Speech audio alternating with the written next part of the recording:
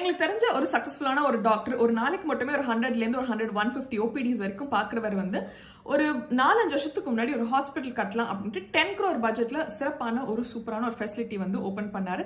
Inauguration கூட நாங்கெல்லாம் போயிருந்தோம். எல்லாம் சூப்பரா போயிட்டு இருந்தது.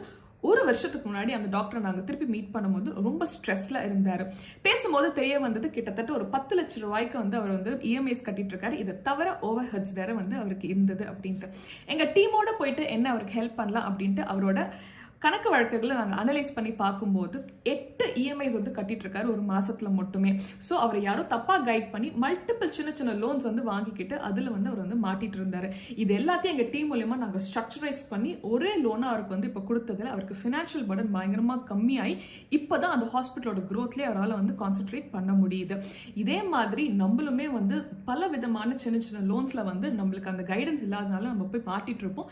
ப்ராப்பரா ஸ்ட்ரக்சர்ட் லோன்ஸ் வேணும்.